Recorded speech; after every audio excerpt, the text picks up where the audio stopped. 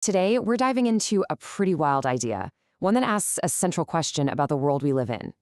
Is all the division, all the chaos, just a natural part of history?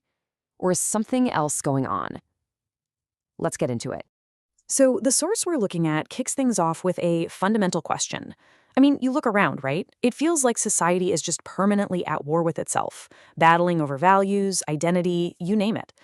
Is this just how things are? The messy, unpredictable way that cultures change? But what if it's not organic at all?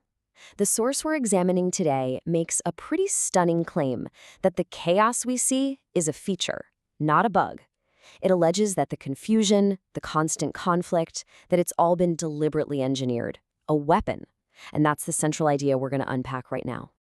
To really get our heads around this alleged operation, the source breaks it into two parts. First, we have to look at the ideological weapon, what it calls the software. Think of it like a piece of invisible code designed to systematically break a society down from the inside out. And what is this software? Well, the source points its finger directly at something called critical theory, a school of thought developed by a group known as the Frankfurt School. Now, their goal wasn't just to observe the world, it was to change it by dismantling it. Their mission, stated pretty openly, was to relentlessly attack the pillars of Western culture, all under the banner of liberation. So, what exactly was in the crosshairs? According to the source, it was everything that holds a society together, the very things that pass values from one generation to the next. You know, the family unit, religious faith, a shared national identity, traditional morals, and even the basic concept of authority. All of it was tagged as an obstacle that had to be torn down. And here's where it gets really interesting. A key thinker from the Frankfurt School, Herbert Marcuse, basically argued that to be truly tolerant, you had to completely flip the meaning of the word.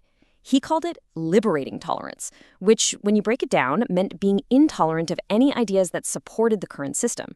The source we're looking at claims this is the original blueprint for what many today call cancel culture.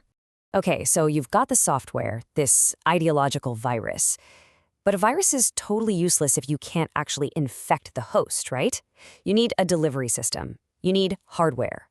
A practical, scientific way to break down a population's psychological defenses and install that new programming. For that hardware, the source points us to another group, the Tavistock Institute. Think of it this way. If the Frankfurt School were the theorists writing the destructive code, Tavistock were the engineers building the machine to run it.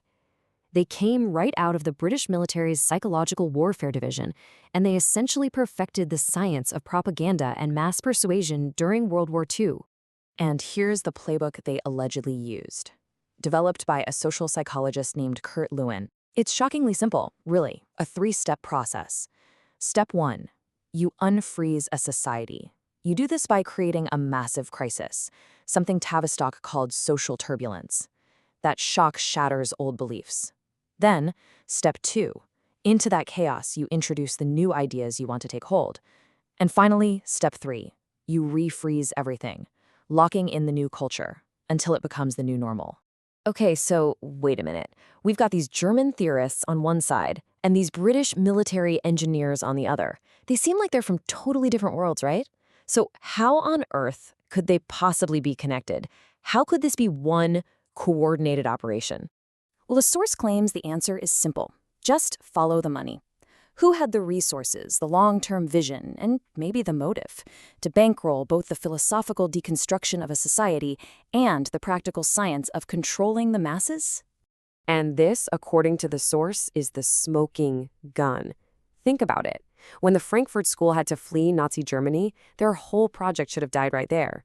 But it didn't. Instead, the Rockefeller Foundation stepped in and paid to move them to Columbia University in New York. Then, just over a decade later, that same foundation provided the key grant that allowed Tavistock to become a private institute, free from government oversight. Two sides of the same coin, funded by the very same hand. And you gotta understand, this wasn't just random charity. The source argues it was incredibly strategic. For example, a $67,000 grant from the Rockefeller Foundation in 1937. That's a huge amount of money for back then. And what was it for? To create the Princeton Radio Research Project, specifically to study how mass media influences people. And guess who they hired to work on the project? Key members of the Frankfurt School. They weren't just being funded, they were being aimed. So what you're looking at, according to the source, is a classic pincer movement against our culture. You've got the Frankfurt School on one flank, creating the software of division, and on the other, the Tavistock Institute, building the hardware of control. And right in the middle, directing and funding the whole operation, the Rockefeller Foundation. So if we take all this at face value, what's the point? What was the endgame? Why would an incredibly powerful foundation want to fund this kind of cultural chaos? Well, according to the source, the chaos was never the goal. It was just a tool. The real objective, the source claims, was to dissolve the natural bonds that give people strength and a sense of identity outside of a centralized system. Things like your family, your faith, your community, your nation. See, a population that's been broken down into isolated, confused, and fearful individuals is a population that's incredibly easy to manage and control. To describe this new system of control, the source actually borrows a really chilling term from the science fiction author Philip K. Dick, the Black Iron Prison.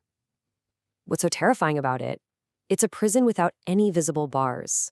A system of control, financial, technological, psychological, that's so total, so all-encompassing, that the people living inside it don't even realize they're inmates. And here are the pillars of that prison as the source lays them out. First, you get a merger of corporate and state power, sometimes called stakeholder capitalism, where huge unelected entities make the rules. Second, national sovereignty gets eroded in favor of global governance. Third, you have a media that exists to manage public opinion, not report the facts. And finally, you end up with a population that's totally dependent on that system for everything from their paycheck to their entertainment. And so, after laying out this entire, pretty damning indictment, the source leaves us with one final, haunting question. If it's right, if our modern world really is a kind of carefully constructed psychological prison, how do you even begin to think about escaping when you don't even know you're in a cell?